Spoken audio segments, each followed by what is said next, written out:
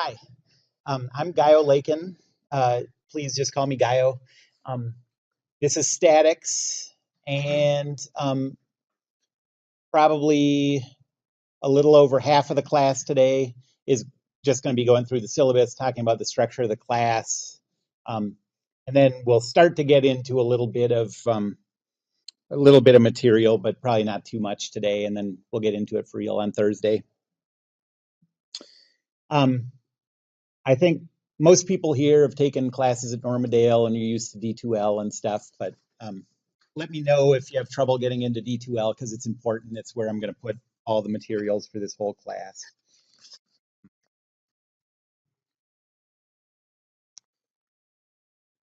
So once you get into D2L, go to the statics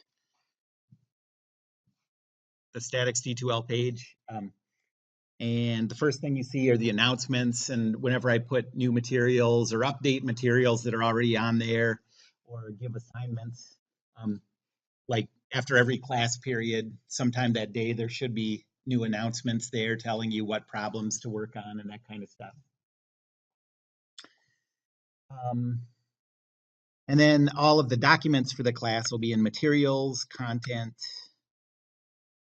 and there are all these different categories. Course information, that's where the syllabus is. Assignments and solutions, and those will probably be updated a little bit. I try to clean those up little by little. And then right now there's old lecture notes. The reason that I'm doing these lectures on a computer instead of on the whiteboard is, well, this is a tablet computer, so it's going to look just like I'm writing on a whiteboard, and you can take your notes off of there or whatever. But after every class, I can make a PDF of what I've written, and I'll post that on D2L, and I'll post a video on YouTube, and I'll give you a link to that so you can rewatch. And what the video will look like is you'll see the cursor writing while you hear my voice, so you can sort of rewatch parts. It's nice if you miss classes. It's a way to see the classes that you missed. So this is okay. So there'll be another section for the current lecture notes after today, but what I have here are old lecture notes from the last time I taught this class. And so if you ever want to read ahead or just skim ahead to get an idea of what's coming up, you can look at these old notes. And by the way, on YouTube, you can also find videos from last year. If you can't find them, send me an email and I'll give you a link to it. But here's what the PDFs look like. So if you go to the old lecture notes from 2018, here is just some random day,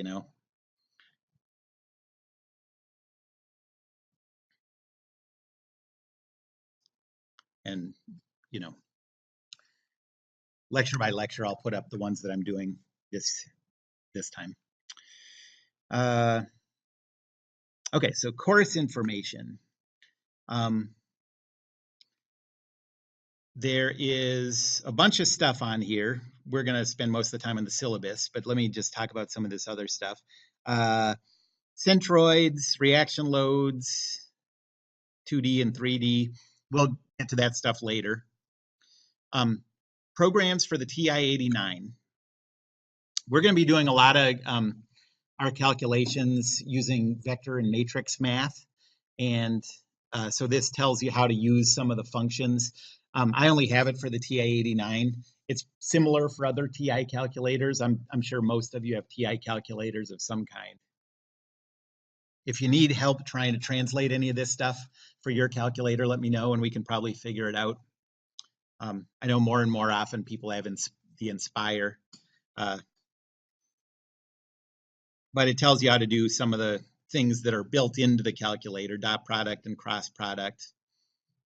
If you have an 89 or an Inspire, it does eigenvalues and eigenvectors for you, which we're not going to use in this class, but it's going to become a really important thing in classes for you pretty soon. Rotation matrices, it tells you it gives you a program that you can enter in. It's a nice thing to have on there, some of that kind of stuff.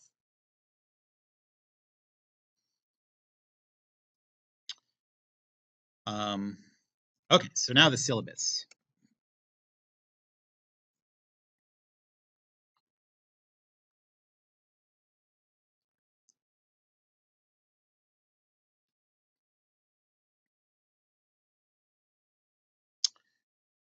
Um, it gives contact information at the top.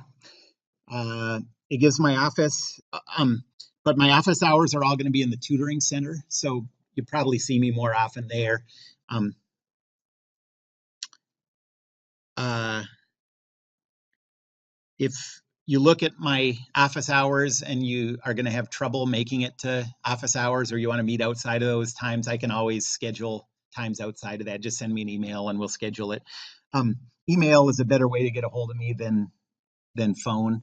Um, I don't have a phone in my office, so if you call, leave a message, I just get an email saying I got a message, and then I go listen to it, and then but it's faster to just send an email in the first place. Um, let's see, office hours are essentially it's just Monday through Thursday from 2 to 3. And then there's one of those days that I do an extra hour, so it's from 2 to 4.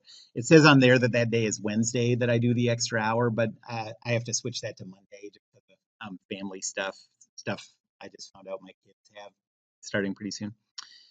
Um, Prerequisites are Physics 1 and Calculus 2 and co-requisite differential equations.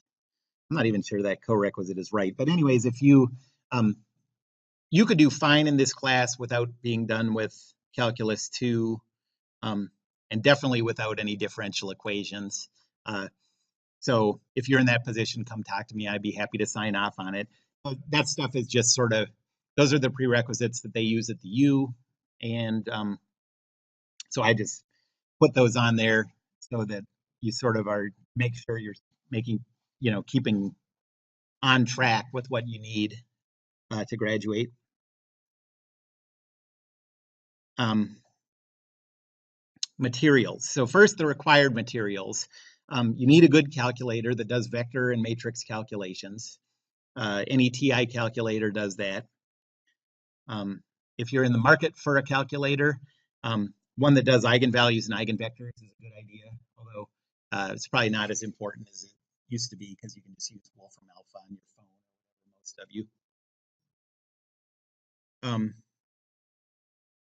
And then you need a 3-ring binder, like kind of thing.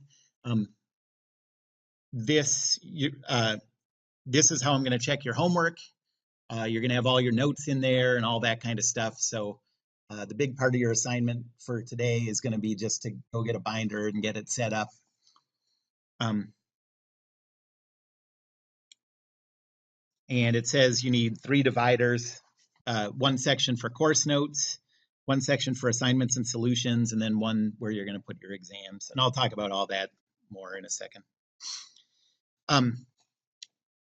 And then there's no textbook required for this class. And in fact, I would say that while this class is going on, there's no textbook that I've seen that would really help you that much. I do things in this class very differently than any textbooks I've seen. And the reason I do that, and I think it makes a ton of sense,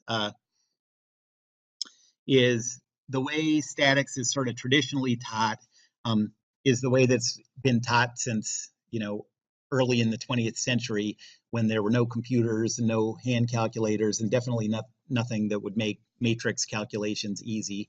Now matrix calculations are really easy. And so a lot of this stuff,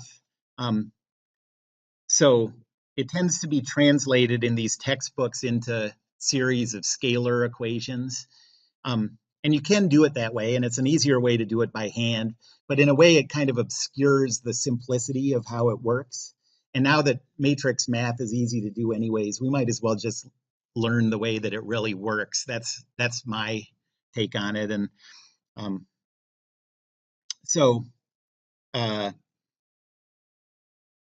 think you'll like it this way. And I mean, I talk to old students all the time, and I've never talked to anybody who felt like they missed out because they didn't learn the the standard way of doing it. So I think you'll like it.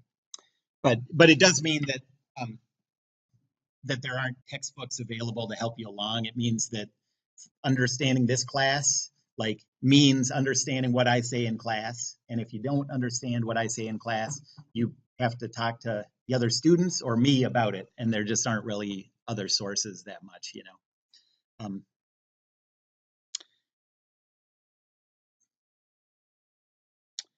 But I think it's always a good idea to have books for future reference.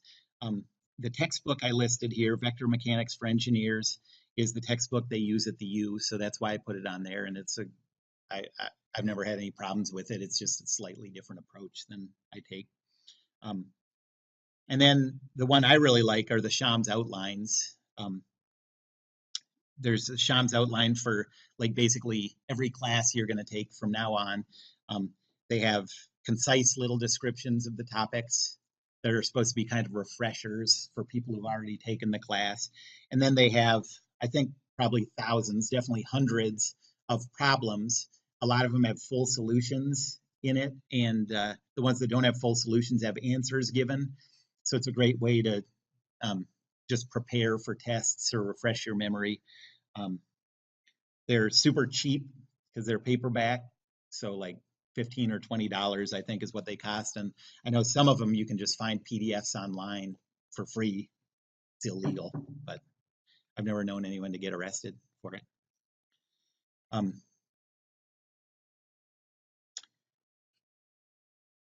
Okay, but like I said, those two books, think of those as for future reference. As far as doing well in this class, you just need to understand what I say, and when you don't understand it, you need to find out from me. You know. I was going to say one thing. Oh, I know. So normally in most engineering classes, so you have this big textbook, and the semester you cover 200 some pages of this textbook, and so reading is assigned each day or whatever, and that's a ton of material that you're sort of loosely responsible for. At least that's how I remember when I took classes. And since I don't have a book in this class and I'm cutting out that huge amount of reading, all you're responsible for is the stuff that I say in class 3 hours a week, 2 hours and 40 minutes a week, So that's a big reduction in the amount of material that you're responsible for. And I've tried really hard to pick out the stuff that's important and leave out the stuff that is not going to help you in this class. And so the trade-off is that you're responsible for a lot less material. I expect you to understand, remember what I say in class a lot better than you would be expected to remember 275 pages out of textbook, And so I'm going to talk lower in the syllabus about the lecture quizzes that we're going to do every couple weeks.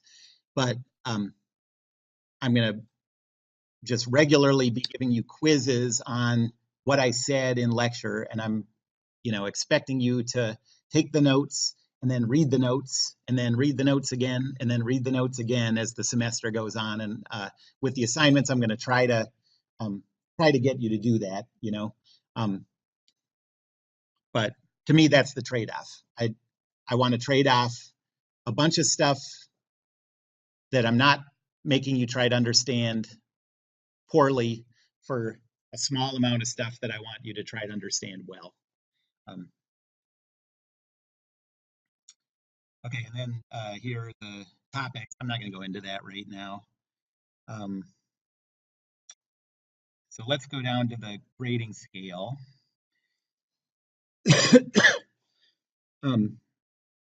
So the grading scale, the most likely grading scale is going to be the one up there. If the distribution of grades is lower than I expect, then I will curve it down, but I won't curve it up. So like if everybody in the class gets above 95%, everyone gets an A, no matter what. But I won't I won't have it where like one person gets an A and one person gets a B. There won't be anything like that. So if the grades are lower than I expect, then it'll relax. But I know a lot of people that grading scale, and it makes them a little nervous because it looks high. But I think really that's mostly just a reflection on what my exams are and stuff are like.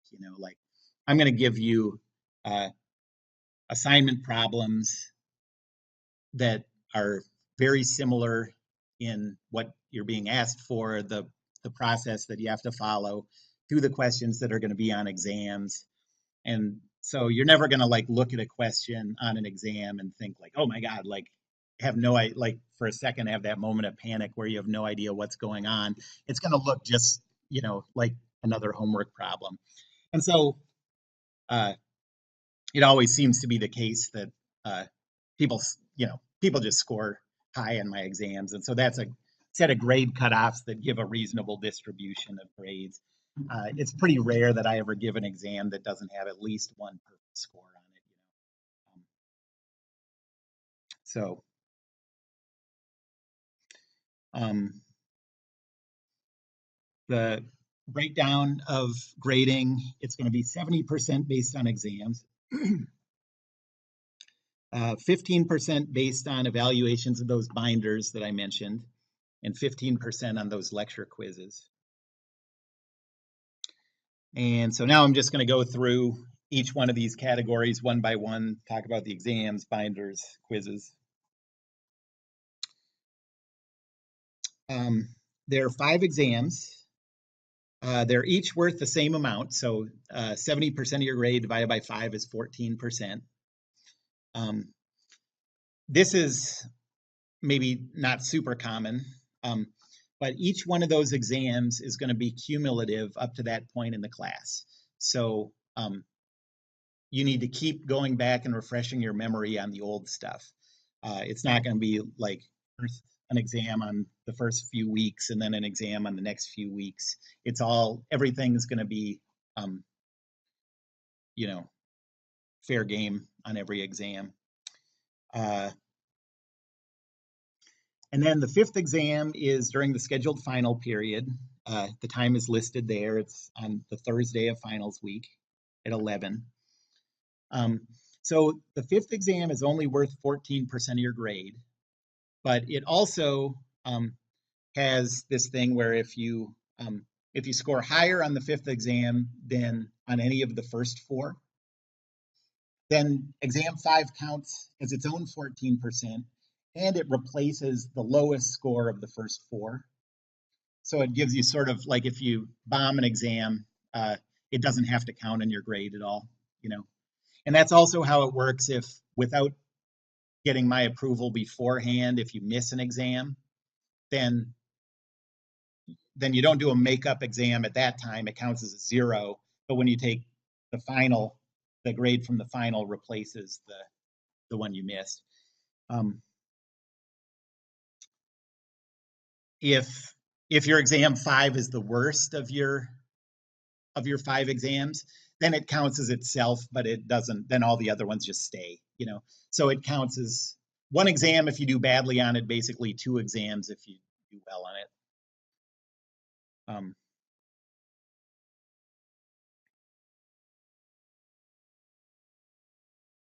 And the wording under exams, it makes it so it says no makeups. Like, come talk to me if you can't make it to an exam. Just come talk to me as soon as you know about it. I mean, if it's any kind of good reason, I'd be happy to give you a makeup exam. But if you just miss an exam or you contact me the day of or whatever, then probably you're just going to have it replaced by the 5th exam. Any questions yet?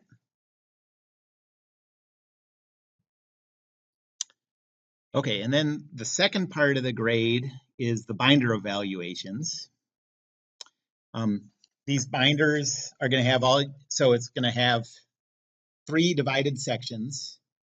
The first section is all your class notes. The second one is all your assignments and solutions. And the third one is just after you get your exams and quizzes back, you're going to put those in. And the total percentage of your grade for the binder evaluations is 15. I'm going to collect your binders twice, so each one is 7.5% of your grade.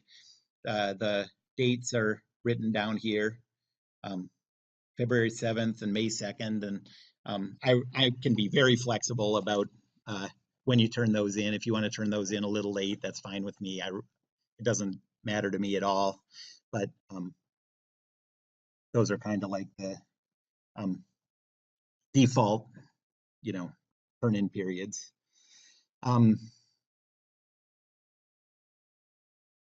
And so let's just go through those 3 sections of the binder.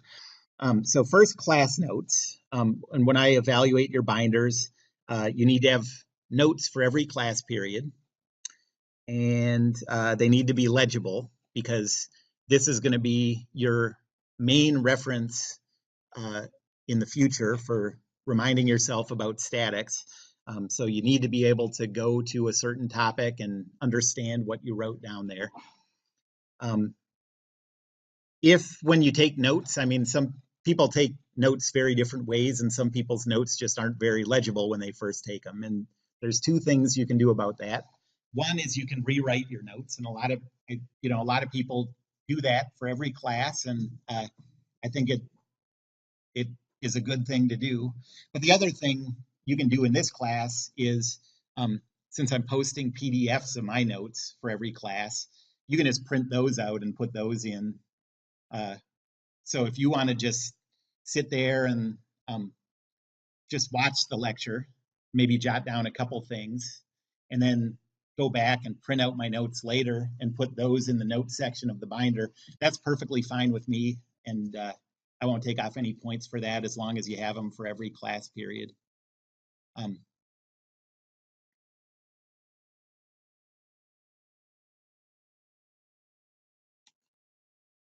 Okay. The second section is the assignments and solutions. I am not going to be collecting homework like every class period or anything like that. The only time I'm going to look at your homework is these 2 binder evaluations. But I expect your homework to be done neatly and look like you did it with care, and I expect it to be easy to follow. And if it's not, I'm going to take off points the same way you'd have points taken off, in a class where you're turning in homework all the time. And I really, in all my classes, but maybe even more in statics than other things, you're going to do so many free body diagrams in this class. And I want you to put special care into your figures. And by special care, I don't mean like it takes forever to do them, and and you're measuring out distances and stuff. But in every one of your figures, I should be able to tell from looking at it what lines are parallel to each other, what lines are perpendicular to each other, and what lines are neither of those. So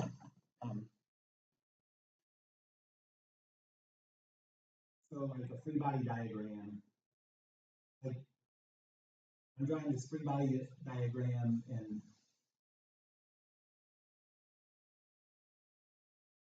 it didn't take me very long to draw,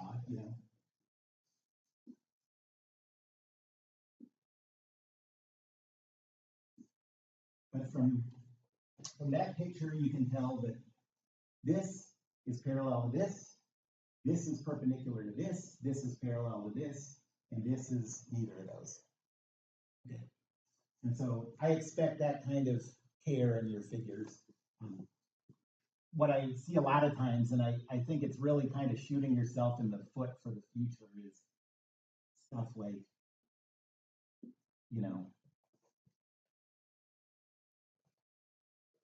you just can't tell. And that's going to mess you up when you have to use trigonometry to represent unit vectors for this stuff. And so don't do this. It should look like that. It doesn't hardly takes any longer, but you don't have to use straight edges or anything. Any questions about that?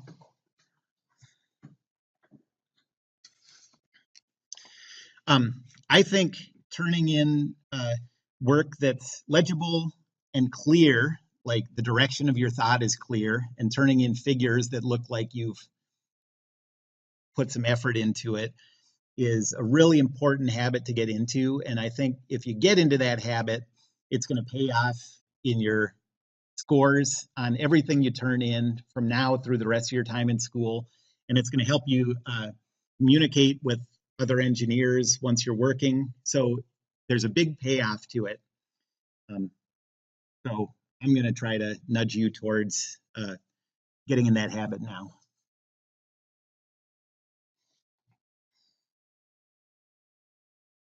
And then the last one, exams.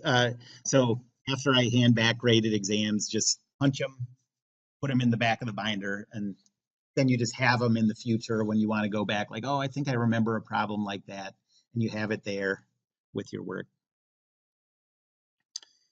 And then, like I said, these are the 2 dates that they'll be turned in, and I don't particularly care anything about those dates except those 2 were chosen so that if you turn them in on those dates, I can get them back to you in 1 or at most 2 classes, and you still have your binders for a long time to get ready for the next quiz or exam.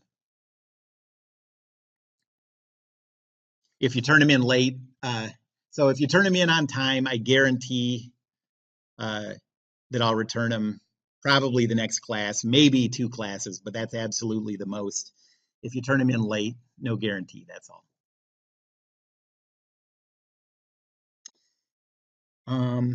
Any questions about the binders? And then the quizzes, basically every 2 weeks. Okay, so the exams are all going to be problems, doing problems that are similar to the assigned problems from the homework. The quizzes are different. Those are like 15-minute things at the end of class, once every couple weeks, that are just asking short answer questions about what I said in class. And so that's to make sure that you're not just trying to do problems, but that you're reading your notes and going back and rereading your notes and trying to make sense out of what I said. That's all. So I just want you to study what I say, because otherwise I don't want to be up here saying it. I want to be like fishing. I don't really fish, but I don't know. It looks fun. So here are the dates of the quizzes. Um, the one in bold, that's the one Tuesday every other, because I think that's probably right before spring break or something. All the other ones are on Thursdays.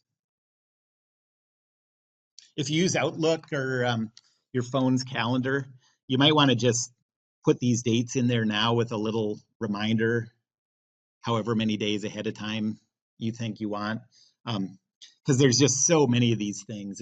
It can get hard to keep track of. And then I know, I mean, every time I have a quiz, there's at least a couple people are like, oh, we had a quiz today. You know, it's not a big deal. I mean, hopefully you're just sort of steadily preparing for this stuff, but I think you feel better about any of this stuff if you know it's coming. And then contribution to learning atmosphere. So basically, I mean, it's a lot more pleasant for me in this class, and I think for all of you, if we have sort of a fun atmosphere in here where people feel free to ask questions and everybody feels comfortable. But I just don't want it to. So, but there's a line between that kind of atmosphere and the case where a student sort of regularly disrupts the flow of the class, brings up topics unrelated to the class, complains about the class during, you know, that kind of stuff. If and I very rarely have issues with that, but if something like that happens in the class, I'm sort of reserving the right to decrease a student's grade for doing that. So don't, please. We'll all have more fun. And then cheating in this class really only means copying. Like really the only way cheating could come up is uh, copying the work of someone sitting next to you on a quiz or an exam. Um, and that's what will happen if I notice that. But I pretty rarely have problems with that in my engineering classes. So, uh, okay. Anybody have any questions about anything related to the class or the syllabus?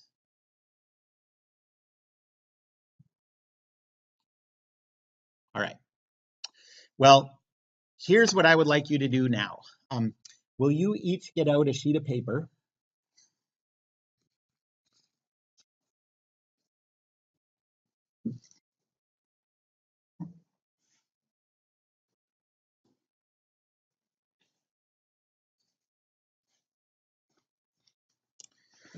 And I want you to write down 3 things for me.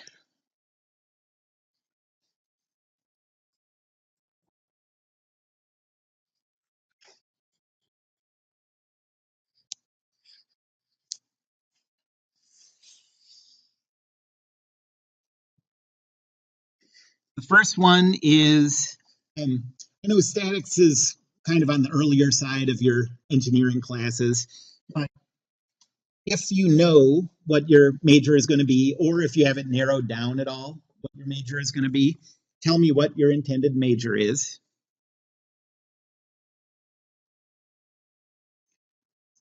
If if you're not sure, you're thinking mechanical or civil, then write that down. I just sort of want to know. Oh, and put your names on this too, please, so I can start connecting names and backgrounds. Um, so your intended major, and if you know anything about where you're hoping to transfer to, would you write that down too? So again, if you're not sure, but you're thinking like maybe first choice the U, maybe second choice Mankato or something like that, just write down anything you know about your plans.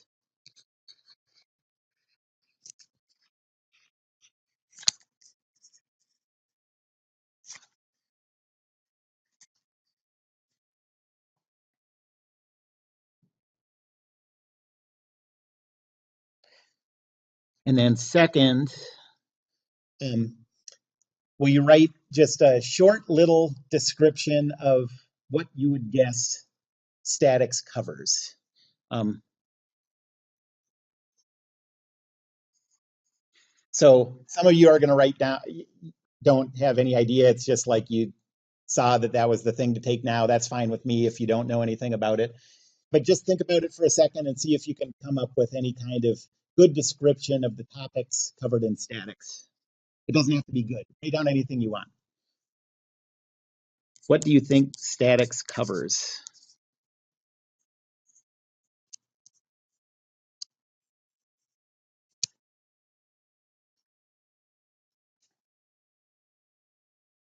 Statics means at rest, so that's a hint.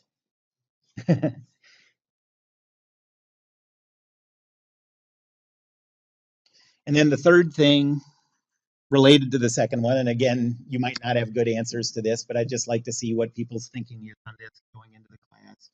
Um, can you think of any engineering applications where the stuff that we're going to learn in statics might come up, where you would guess it would come up?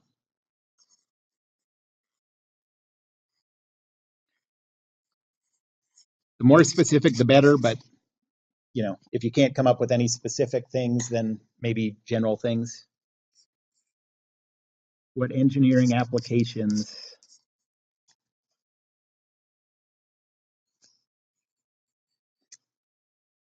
will use what we do in this class?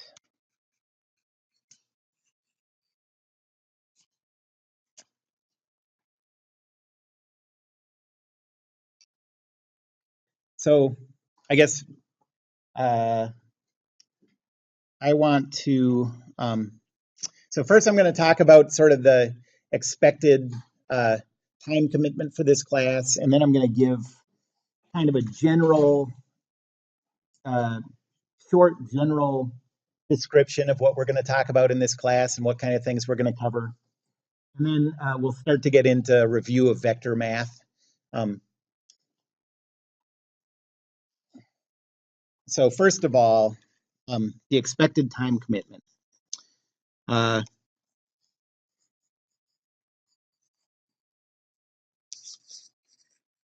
And I bring this up because I know that more and more, especially at a community college here, people are working a lot of hours often. And so I just want to make sure that, and also because of this, not like, I guess it surprised me at first when I found this out. So the rate of loan defaults in the country, people defaulting on their student debt, keeps going up. It's a huge problem. Okay, that's not a surprise. And the biggest source of this debt that students are defaulting on is for-profit universities and colleges. And that's not a real big surprise either. But the second biggest source of student loan debt that's defaulted on is community colleges. And that's what surprised me, like, because the benefit of a community college is that it's usually so much cheaper, really, you know. And that's why a lot of people come here, is to save money for your first 2 years before you transfer. But community colleges also seem to be the place where people most often tend to come when they're really stretching themselves thin, you know? So people who are working a lot of hours and trying to get some credits while they're working. And so a lot of people, I've had the experience of a lot of people just taking classes where, I mean, I know they're the farthest thing from lazy. You know, they're not sitting watching TV and not doing the class work, but they're working a ton of hours while they're taking a ton of credits. And if you get yourself in a position where you don't have enough time for the class, then all you're doing is working your ass off to donate money to the college, basically, and in the meantime, ruin your transcript. And so you don't do that, you know. And so this is the amount of time you need to have available for this class to do well in this class. The standard answer nationwide is, for every 1 hour of lecture, you should be expecting to spend 2 to 3 hours outside of class on classwork. And if we take it sort of on the low end of that range, so this is a 3-credit class, 3 hours a week of lecture. And so between 6 and 9 hours spent outside of class, let's call it 7, because that's an hour a day. It's easy to remember. So expect that every day, 1 hour of work. If you miss a day, then you have to make it up, that kind of thing. I fully believe that for almost everybody, if you put in that amount of work, things are going to go well in this class for you. If you don't have that amount of time to put into this class, things still might go well for you, but you're gambling, you know, and that gamble is going to pay off in some classes and not pay off in other classes. So anybody have any questions about that? 7 hours a week outside of class. If you do that, I think things will go well. Okay.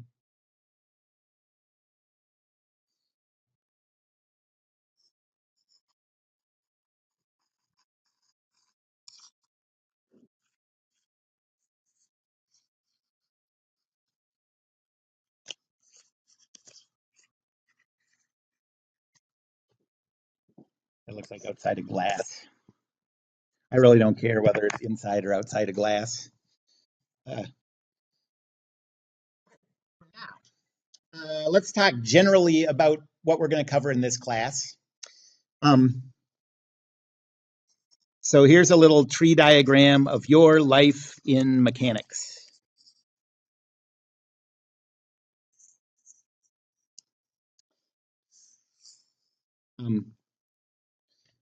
And by mechanics, I'm talking about classical physics.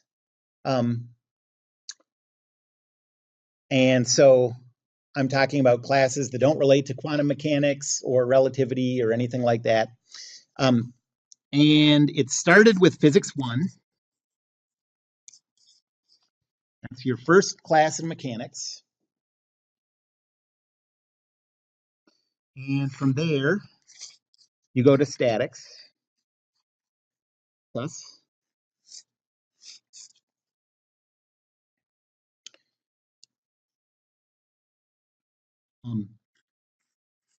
And mainly what we're going to be talking about is loads on objects aren't accelerating.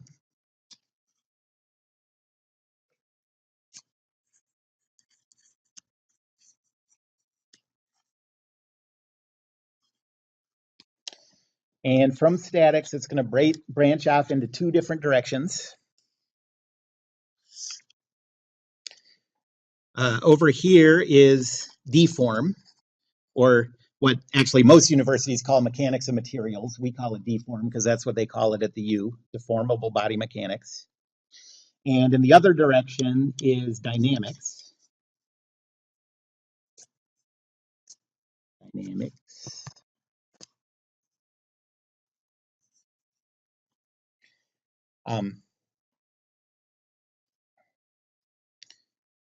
And you can think of everything on this side as being sort of connected to the question, will it break?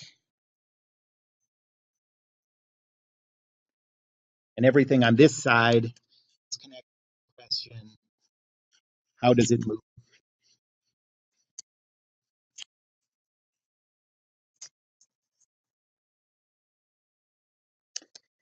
Deform and dynamics, most of you will probably, the ones who are required to take both of those, will probably take those here with me if you take them here.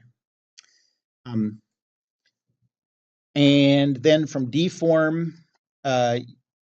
usually you go on to sort of advanced deform. It's called a few different things. I'm going to call it continuum mechanics. It's kind of the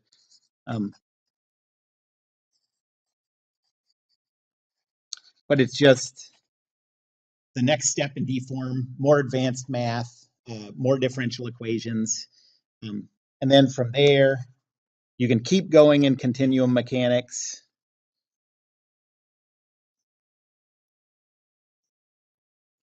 Or the more practical direction is finite element analysis, which is a numerical approach to answering the kind of questions that you answer in deform and continuum mechanics.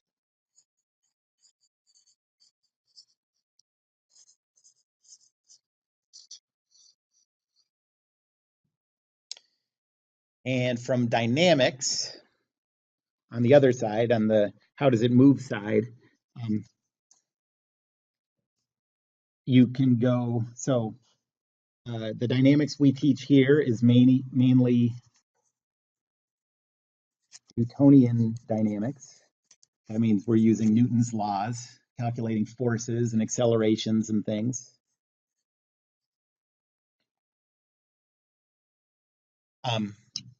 From there, you can go to intermediate dynamics,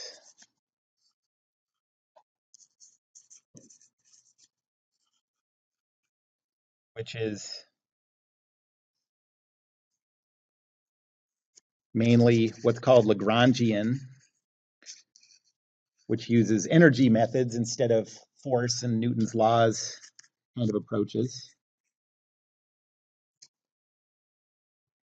Or you can go to fluid dynamics.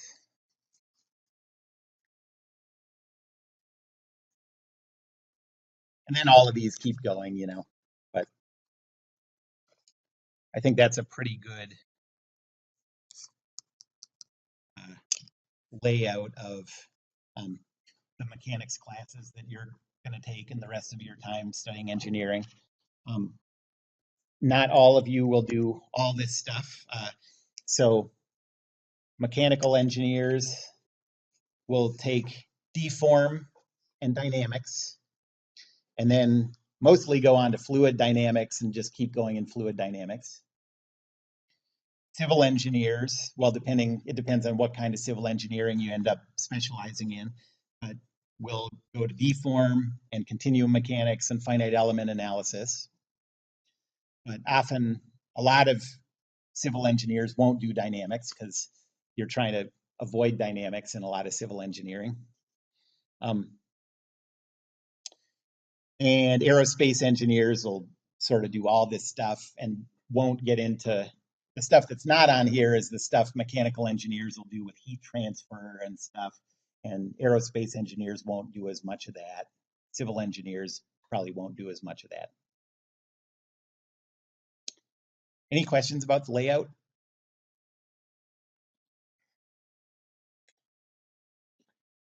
So here are a few examples of the kind of engineering questions that we'll be able to answer using the methods in this class. So by the end of this class, all three of these examples we could answer no problem. So a few examples of engineering applications.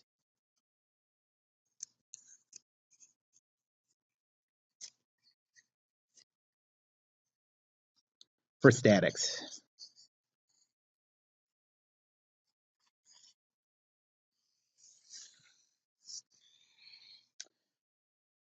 The first one is, so this is a format of like a pliers type thing that is often used in surgeries.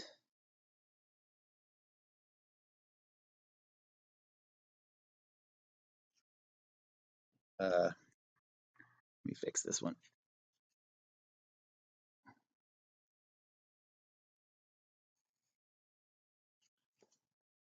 Okay, and all of these joints are like pin joints, hinges. There's one here. And say that that's pinching down on something. So if you apply a force F here, what's the corresponding clamping force R that you get here? Okay, it's pretty easy to imagine why you would want to do a calculation like this in designing tools or doing robotics predictions and that kind of thing. So what's the relationship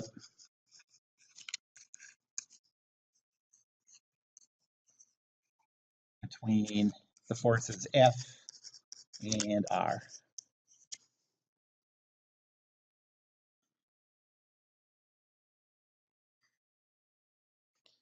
And then second,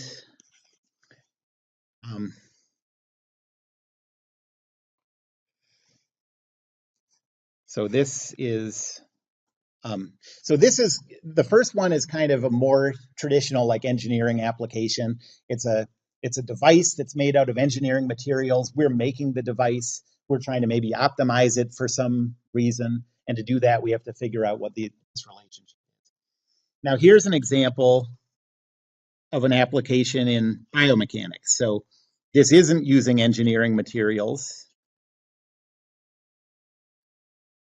This isn't something we're trying to optimize, but maybe we're trying to do a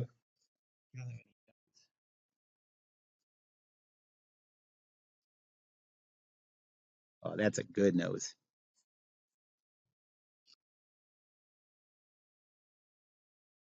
Okay, it's like a diver on a platform, you know. But maybe we're trying to figure out what's causing injuries or something, you know.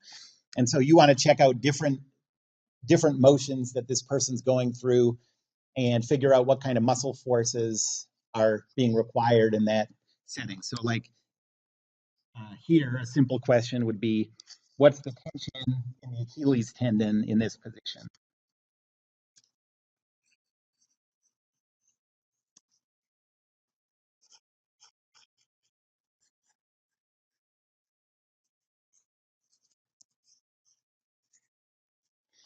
And so the people doing these kind of calculations would be working with doctors in medical labs or whatever. And I actually used to do this for my first time in grad school. I did a master's in biomedical engineering, and my research was all in biomechanics. And we did these kind of calculations to figure out what kind of accelerations you could produce in certain, how to optimize certain motions, how to avoid injuries, and sometimes to predict the surgeries that were going to be done, on people with, uh, you know, musculoskeletal abnormalities or something like that. And then third, so let's think about, so let's say we have a bridge designed like this, connected to the ground.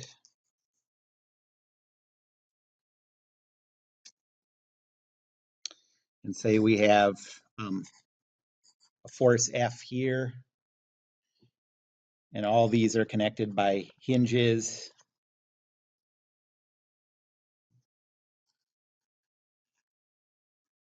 The maximum value of that force F before the reaction loads, the loads on these individual members, reach some critical value.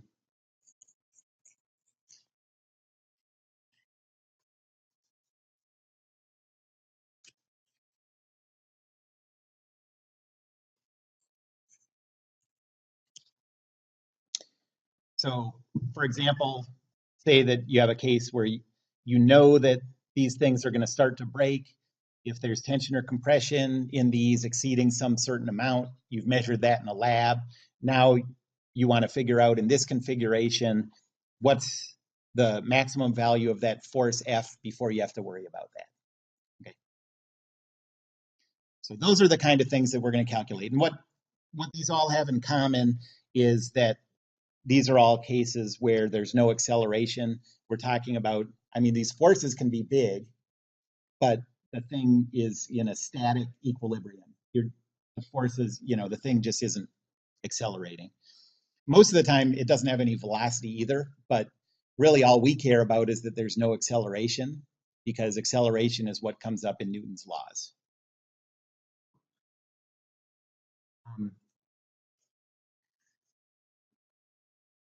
And here is a little summary of the equations of statics.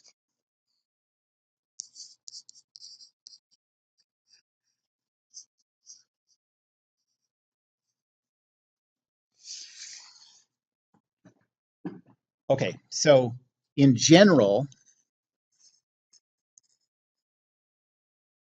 so not necessarily static.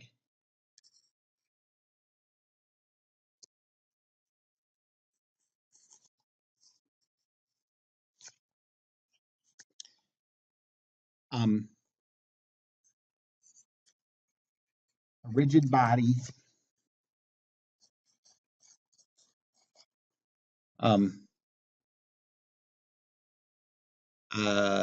is subject to these two equations.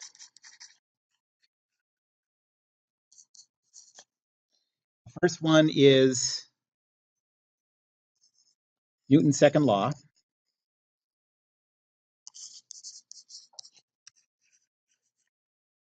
And that says if you add up all the forces on the body, so the net force vector on the body is equal to the mass of the body, the rigid body you're considering, times the acceleration.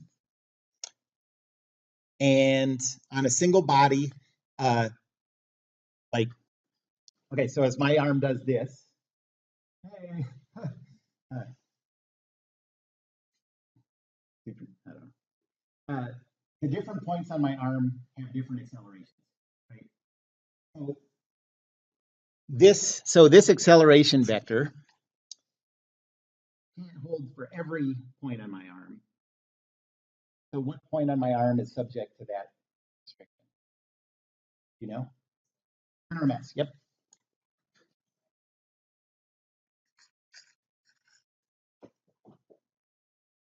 And if you're doing particle physics, all you care about is the center of mass, so that works out fine.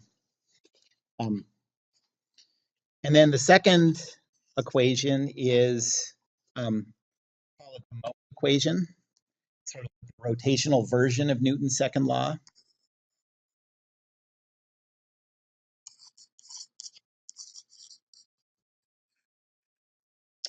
And it says that if you add up all the moments about some point A, so I'm going to call that MA net, that's equal to the moment of inertia about that point A times the angular acceleration. The angular acceleration of any rigid body on my arm is the same, so I don't have to specify a point there. But this actually isn't done yet. Anybody know what the restrictions are on the point A, that about point, for this to be true in general? So A is either, there's two possibilities so that this equation works. Yep. One is an axis of rotation. Yeah, if the thing is rotating about a fixed, so let me word it like this. Where A is either a point on the body that's fixed in the inertial coordinate system. So, like if the coordinate system is fixed in the room and you have a hinge connected to the table and the thing is moving in that hinge, from that hinge point, this works for. Okay? And then the other one is, for questions like this, just always guess center of mass. And that is the answer here. So it works for the center of mass too.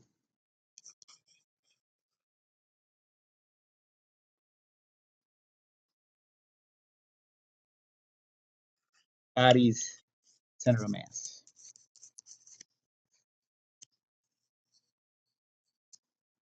Okay. That can get a little tricky. I mean, that's most of what dynamics is about, is working with these restrictions. In statics,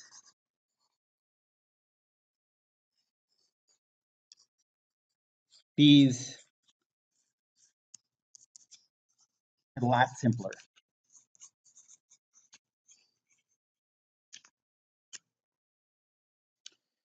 First of all, if there's no acceleration, the center of mass isn't accelerating.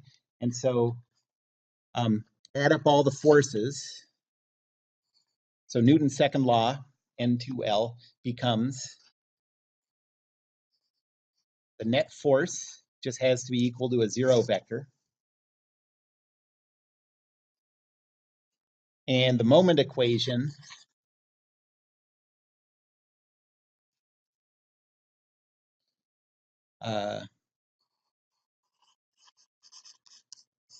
becomes the net moment about A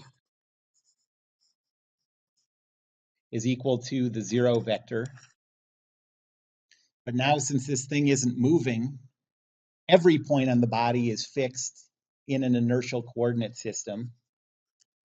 And so this is true for any choice of A you want to make. Okay.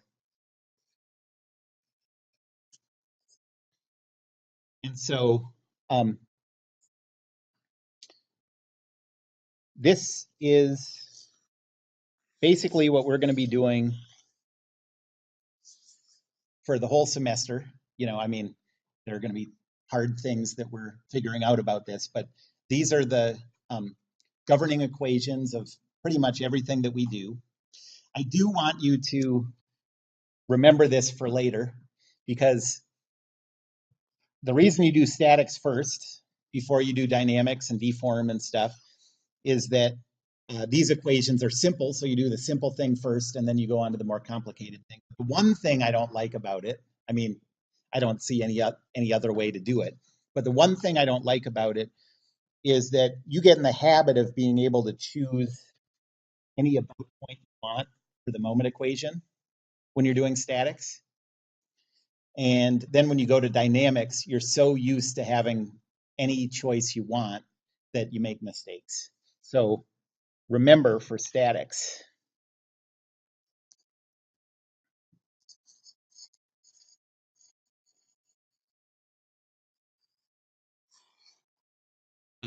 or remember for dynamics, when you get to dynamics,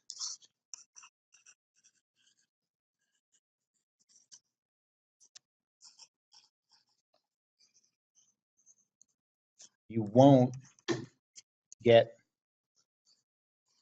to use any about point you want.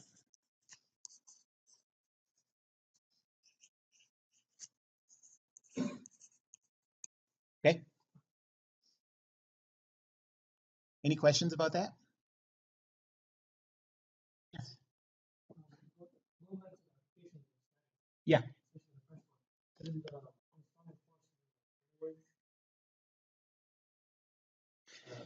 I think it's like only if I drew it wrong, which I might have done. Let's see. But if you push down, that goes up, that goes down. Oh, okay. I see what you mean. So what's going on then is there's a little object in there. Okay. So this is pinching this pen. Okay. And it's applying, and so it's applying downward forces on the pen. So you're right about that. But Newton's third law means that the pen then is applying this force R to that body. So this is right if you're just isolating the tongs, whatever these things are called. Okay. Any other questions? Okay, well, let's just stop there. And next time, we'll get into an introduction to, well, not an introduction, you've seen it before. We're going to do a review of vector calculations. And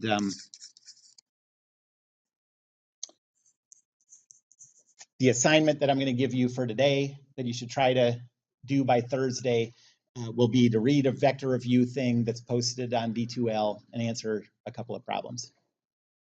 Okay, thanks.